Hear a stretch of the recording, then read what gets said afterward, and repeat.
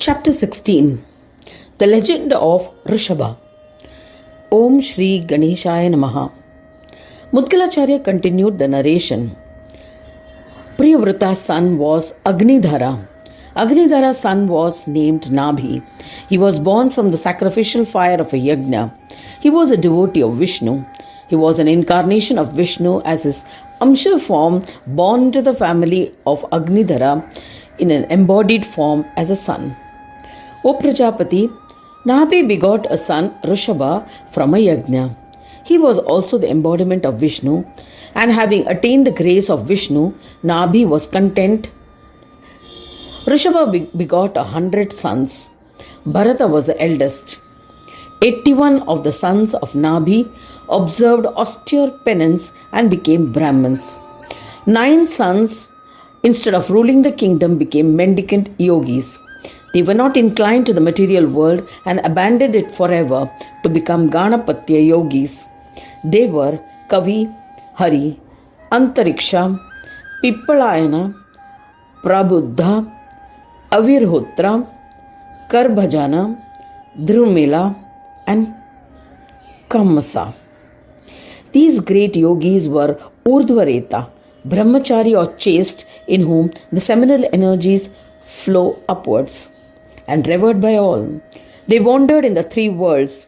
Of the remaining 10, 9 ruled the 9 divisions, Khanda of Jambudvipa, O Prajapati. The eldest son was Bharata. Originally, this Asian known earth was called Ajanabha Varsha in Vedic history, but since the time of King Bharata, it became known as Bharata Varsha, now shrunk to modern India.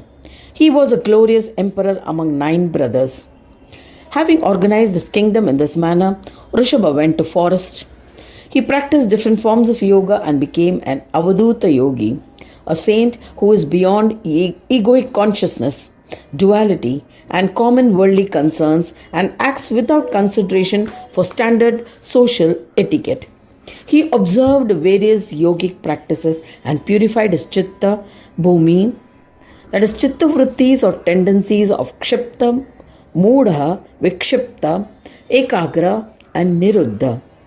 He serially conquered the stages of jada, unmatta, pisacha, and reached the sahaja state. He sought refuge to Shankara Brahma, the 4th Brahma, who was devoid of infatuations, self-dependent, and unmanifest, and the form of native Brahma. He became a Shaiva yogi and wandered as a preacher of the path of attaining Shaiva Brahma. He became aware of the defects in Swadhina Brahma and lost his peace of mind. He was astounded and began to question himself. How can Brahma possess qualities like Swadhina and Paradhina, dependent on self and dependent on others?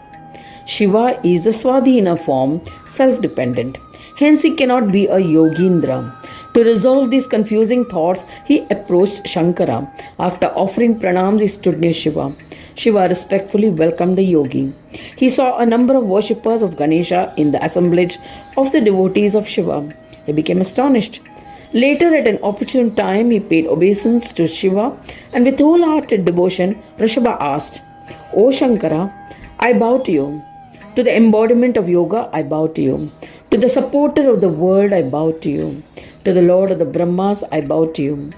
O Swami, please impart the knowledge of yoga for acquiring peace, Shanti Yoga. O merciful one, I am your servant.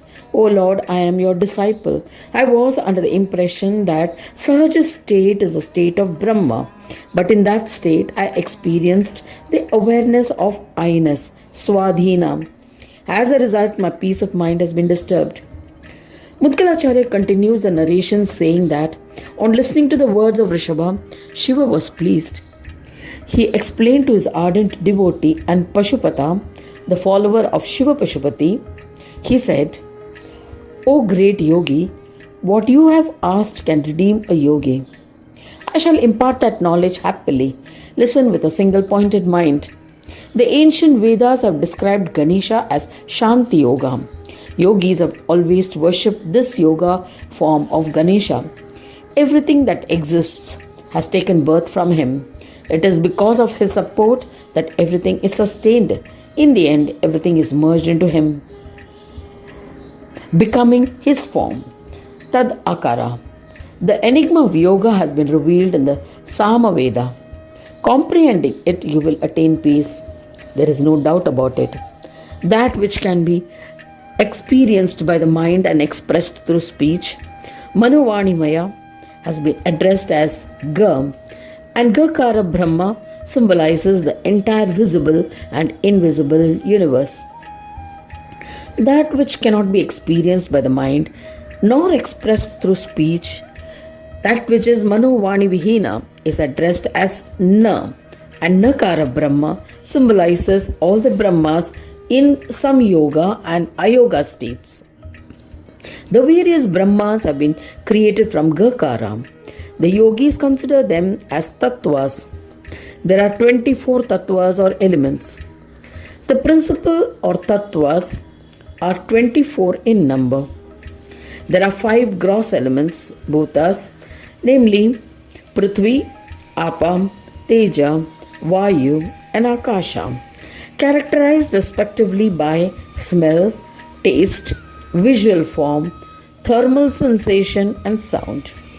The 5 subtle elements, the tanmatras, namely smell, gandha, taste, rasa, light, rupa, touch, sparsha and sound, shabda. The 5 organs of action, speaking, grasping, organs of locomotion, elimination and procreation. The 5 sense organs, the auditory sense, karna, the thermal sense, tvak, the visual sense, chakshu, the gustatory sense, jiva or rasana, and the olfactory sense, grana. Besides these 21, the mind, manasa, where thoughts and determinations originate, the mutation, ego or I sense, ahankara or asmita, which sustains feelings like I am this or that, and also kindles one's possessive instincts like this is mine. The pure I-ness, buddhi tattva, is a pure I sense, bereft of all attributes, and 24, prakriti or mahad or pradhana or the 3 gunas, sattva, rajas and tamas. All that is perishable is created from Nakara Brahma. This includes the animate and inanimate, the living and the non-living, the destructible world. This includes the incarnations of devas and the worlds established by them. Both these types of Brahmas exist in the name of Ganesha. This has been expressed in the Shrutis. The Swami or Lord of both is Ganesha, the perishable Brahma and eternal Brahma. He is yoga. Hence, O son, always worship him peacefully and as ordained. Everything that can be experienced by the mind and expressed through speech, Manovanimaya, is recognized as a form of Ganesha. That which is not experienced by the mind or expressed through speech, Manovani Vihina, is also his form and is created from him. All that is Manovanimaya is created using Maya. His Manovani Vihina form is also a manifestation of Maya. Gadanayaka is the one who enlightens the 5-fold tendencies of the mind, Chitta Bhumi, and hence is known by the name Chintamani. O Maha Yogi, worship Chintamani by immersing in yoga sadhana and sacrificing the 5 tendencies of the mind, and you shall attain peace of mind. Ganesha is the Lord of the perishable and eternal Brahma. The differentiation of Sanyoga and Ayoga does not exist in him. This delusion has been created by Maya. If you are able to conquer this Maya, you will acquire happiness. Having expounded thus, Shiva, the benefactor of the virtuous devotees, became silent. Rishabha was overjoyed. After bowing to Shiva, he went to the forest. He practiced yoga that he had learnt from Shiva. Eventually, he became an accomplished Purna Yogi, endowed with absolute peace. O Daksha, yet he did not stop meditating on Ganesha even for a second. As a result, Ganesha was pleased with him and manifested to meet him. Seeing Ganesha, who had appeared bound by his love, he was overwhelmed with joy and performed a Sashtang Namaskar. Tears of joy flowed from the eyes of the acclaimed Rishabha. His skin was covered with goosebumps. In that state, he folded his hands in prayer and extolled Ganadisha. O Lord, the form of Brahma, O Ganesha, O merciful one, I bow to you. You are devoid of all differences and absence of differences. I bow to you. You are formless and eternal. You have manifested in the shape of the world. O Infinite One, you are the Supreme One, the most supreme among the superior ones. I bow to you. To the one without a beginning, middle, and end, to the form of gunas, I bow to you. To the creator of the world, to the sustainer, to the destroyer, to Ganesha, I bow to you. To the one who assumes different incarnations for the protection of the devotees, to the embodiment of suras and asuras, to the one who is worshipped by suras and asuras, my prostrations to you. To the bestower of yoga, to the form of yoga, to the embodiment of yoga, to the Lord of yoga, to Brahmanaspati, I bow to you. To the one who is worshipped foremost, to Ganadhyaksha, to Dundi, who is worshipped by all, to Vignesha, who continues to exist when everything else has perished, I bow to you. To Heramba, who resides in Nijananda, to the one who is served by the Siddhis, accomplished one, to the one who conducts divine plays, to the Lord of Siddhi and Buddhi, I bow to you. To the one who bestows Brahma or divinity, Brahma Bhuta, to the one who is identified as Brahma, to the one who is the embodiment of the Supreme Brahma, to the bestower of Dharma, Artha, Kama, and Moksha, I bow to you again and again. O Ganadisha, how can I praise you adequately?